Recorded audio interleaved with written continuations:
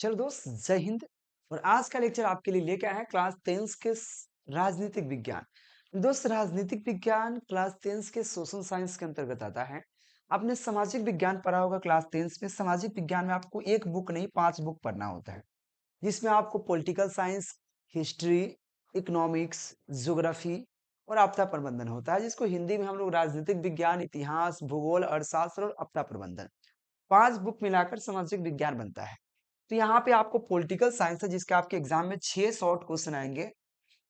6 तो नहीं, 4 आता है शॉर्ट क्वेश्चन, मतलब लघु उत्तरीय प्रश्न उत्तर, जिसमें से आपको आधा जवाब देना होता है। तो ये 4 क्वेश्चन अगर क्लियर करना है तो आपको याद रखना, इसको पढ़ना बहुत जरूरी है। ठीक है ना। यह आपको 30 लघु उत्तरीय प्रश्न उत्तर सेलेक्ट करके लेके आए हैं, और इसमें से पूरा 100% गारंटी के साथ पूरा में पूरा आ जाएगा आपके एग्जाम में। पूरे बुक याद करने की जरूरत नहीं है, केवल ये 30 क्वेश्चन। ठीक है ना। तो इसका लेक्चर नंबर 3 है, क्योंकि इससे पहले इसका 2 लेक्चर ऑलरेडी हो चुका है। ठीक है ना। 15 क्वेश्चन मैं पढ़ा चुका हूँ 2 लेक्चर के माध्यम से। हम प्रयास करते हैं कि लेक्चर जो हो 20-25 मिनट का हो, ताकि आपको देखने में आसानी हो।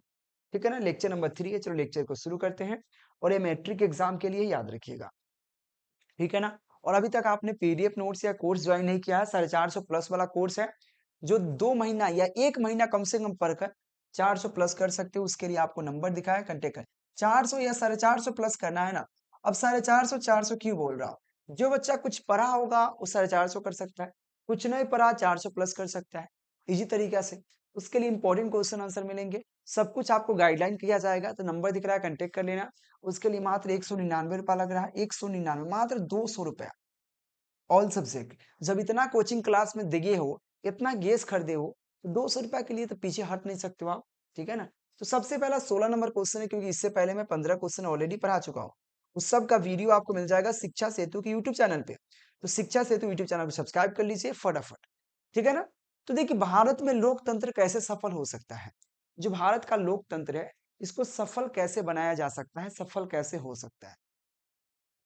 तो भारत के लोकतंत्र को सफल बनाने के लिए निम्नलिखित उपाय हैं। सबसे पहला आपका उपाय है जनता में शिक्षा का प्रचार प्रसार करना। अगर जनता हमारा शिक्षित हो जाएगा तो आपको टेंशन ही खत्म हो जाएगा, क्योंकि जनता अनपढ़ होता है, पढ़ा लिखा नहीं है, इसे वोट केनहू जाकर मार देता है। ठीक है ना। तो सबसे पहले जनता में शिक्षा का प्रसार प्रसार करना। दूसरा का पॉइंट, आर्थिक समानता लाना। आर्थिक समानता मतलब ये नहीं कि वो बड़का जात है छोटका जात है। देखते हैं, बड़े जात जो होते हैं, बड़े जात, वो छोटे जात को तुच्छ समझते हैं, लेकिन ऐसा नहीं होना चाहिए। ठीक है ना। तो आप ये जात पात सब खत्म करो, इंसानियत के चलो। बस 2 ही जात है, एक स्त्री एक पुरुष, बस महिला और पुरुष 2 ही जात होता है, याद रखना। तो आर्थिक समानता लाना। दल बदल कानून पर रोक लगाना। जैसे दल बदल कानून होता है, जैसे नीतीश चाचा क्या करते हैं, कभी इसमें पलट जाते हैं, कभी उसमें पलट जाते हैं। दल बदल कानून पर रोक लगाना। फोर्थ पॉइंट है महिला सशक्तिकरण को बढ़ावा देना, कि महिला को भागीदार अधिक से अधिक मिलना है। ठीक है ना। फिफ्थ है जनता का लोकतंत्र में विश्वास होना। जनता को लोकतंत्र पर विश्वास होना चाहिए। यह अगर उपाय कर देते हैं तो हमारा लोकतंत्र सफल हो जाएगा। ऐसे इसमें 5 पॉइंट लिखा हुआ है। अगर एग्जाम में अगर 3 पॉइंट भी लिखते हैं, इसमें 3 गो पॉइंट भी लिखते हैं, तो आपको पूरा नंबर मिलेगा, 2 मार्क्स मिलेगा, उसमें कोई नंबर कटौती नहीं होगा। लेकिन 5 पॉइंट मैं इसलिए लिखा हूं ताकि आपको दिक्कत ना हो। अगले क्वेश्चन देखो, दबाव समूह पर प्रभाषित दे। दबाव समूह क्या होता है? यह क्वेश्चन देखिए 2019 और 2024 के एग्जाम में पूछा गया है। दबाव समूह क्या होता है समझना।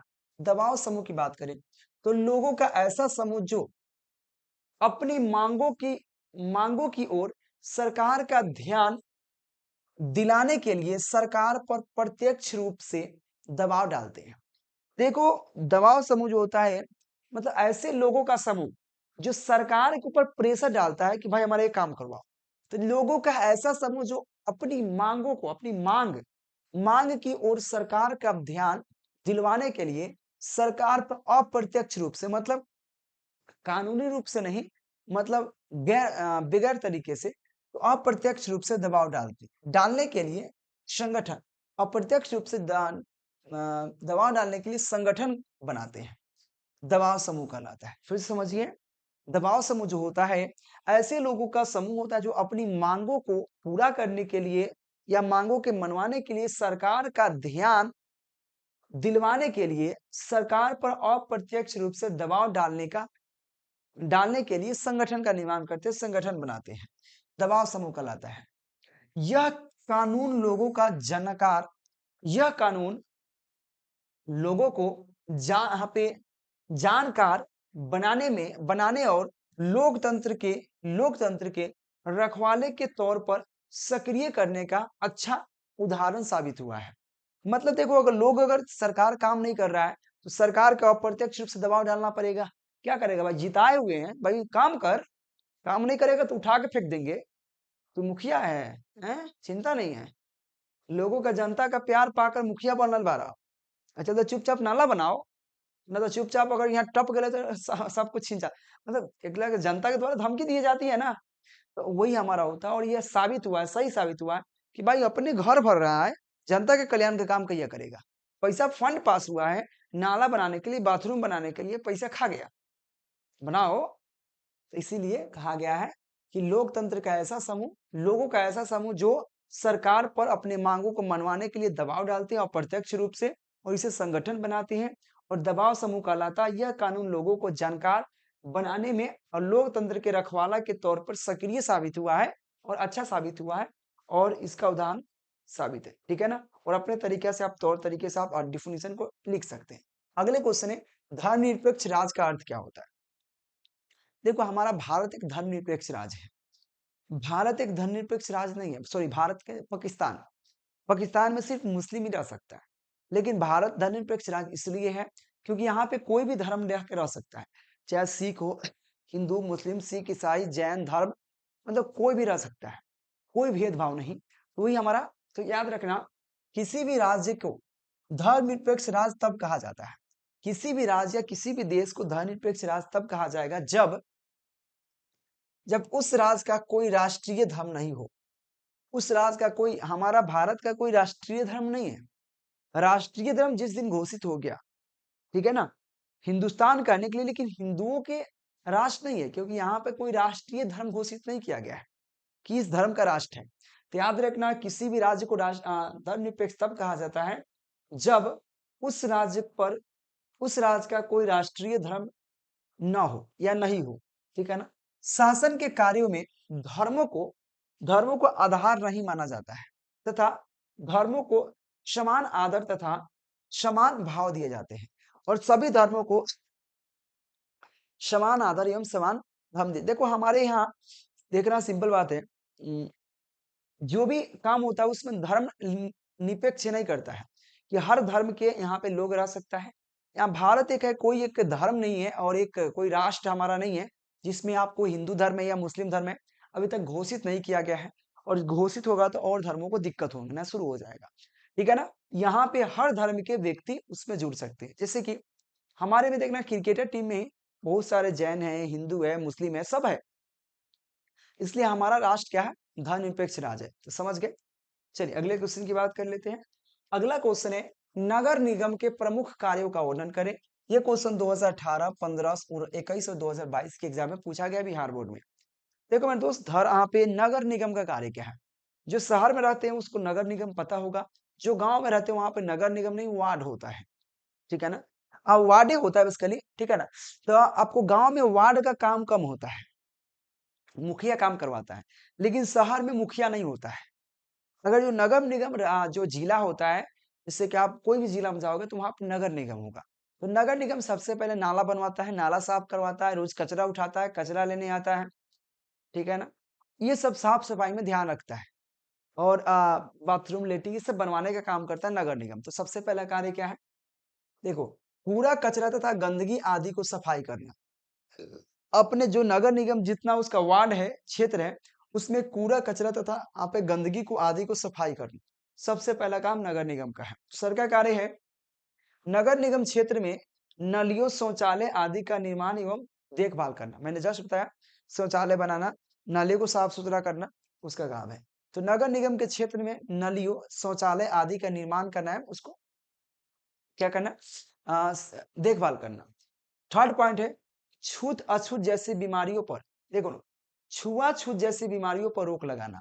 देखिए, छुआछूत जैसे आप इस प्रकार से आपको बीमारियां है बहुत सारा है, उस पर रोक लगाना और बीमारी होने से पहले आगाह करना कि भाई ये महामारी फैल रहा है, हमारे क्षेत्र में नहीं आना चाहिए, इस पर आपको रोक लगाना, उसके लिए जो भी उपाय है, दवाई वही जो भी है, छिड़काव करना, ठीक है ना। नगर निगम नगर निगम की यहाँ पे जनगणना करना। नगर निगम की जनगणना करना मतलब नगर निगम में कितने लोग हमारे रह रहे हैं, कितने घर है, कितने घर में कितना वोटर है, उसका गणना करना।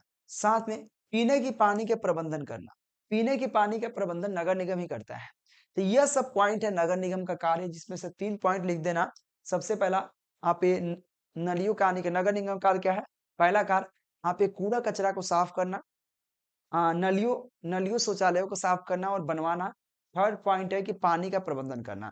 ये 3 पॉइंट भी लिखते हो 2 मार्क्स पूरा मिलेगा और नब देख ही सकते हो कितना बार एग्जाम में पूछा गया है। अगले क्वेश्चन याद रखना, शिक्षा सेतु। शिक्षा सेतु क्लास 10th, यह बहुत आपको शिक्षा सेतु और डेली आपको क्लास चल रहा है, 10th लगा दोगे ना जल्दी ऊपर में आ जाएगा। शिक्षा सेतु क्लास 10th के यूट्यूब चैनल पे आपको डेली आपको 4 बजे शाम को क्लास चलता है 10th का, और ये टॉपर लेवल का क्लास चल रहा है। मेरे मित्र आने के प्रयास करना, और इसका नोट्स पीडीएफ कोर्स लेने के लिए नंबर दिख रहा है, कांटेक्ट कर लेना। जरूरत है, अगर जिसके पास नहीं है तो आप टेलीग्राम ज्वाइन करके भी अपना काम चला सकते हैं। किन्हीं दो किन्हीं दो प्रधानों का वर्णन करें जो भारत को धर्मनिरपेक्ष बनाता है। कोई ऐसा 2 बात बताइए जो भारत को धर्मनिरपेक्ष राष्ट्र बनाता है, कैसे? ये क्वेश्चन 2018 के। समझ गया? भारत को धर्मनिरपेक्ष राष्ट्र बनाने में 2 प्रधान निम्नलिखित है। सबसे पहला है, ठीक है ना, किसी भी धर्म को भारत का राष्ट्रीय धर्म घोषित नहीं किया गया है। सबसे पहला हमारा धर्मनिरपेक्ष राष्ट्र होने का प्र प्रमाण है कि हमारा कोई भी कानून या कोई भी थी में क्या बोलते हैं, संविधान में किसी भी धर्म को राष्ट्रीय धर्म घोषित नहीं किया गया है। सेकंड पॉइंट, आप इस संविधान एवं कानून की नजर में सभी धर्मों को सम्मान सम्मान यानी कि समान मान्यता एवं समान अधिकार दिया गया है। तो 2 पॉइंट आपको है कि हमारे भारत को धर्मनिरपेक्ष राष्ट्र बनाने में 2 अवधारणाएं कौन-कौन से हैं। सबसे पहले है किसी भी धर्म को किसी भी धर्म को भारत का राष्ट्रीय धर्म नहीं बनाया गया है। साथ में संविधान और कानून के नजर में सभी धर्मों को समान अधिकार एवं मान्यता दिया गया है। ये हमारे 2 पॉइंट है जिससे हमारा भारत जो होता है धर्मनिरपेक्ष राष्ट्र बनता है। इस क्वेश्चन में इतना ही रहेगा, इस लेक्चर में इतना ही रहेगा, ज्यादा नहीं, 10-15 मिनट का लेक्चर हुआ, ठीक है ना। इतना इतना लेक्चर होगा तो आपको याद करने में मजा आएगा, और ये सब पीडीएफ आपको मिल जाएगा, नंबर दिख रहा है, कांटेक्ट कर लीजिएगा, टेलीग्राम भी ज्वाइन कर लीजिएगा, शिक्षा सेतु टेलीग्राम। चैनल सब्सक्राइब जरूर करना मेरे मित्र। Thank you watching for this video.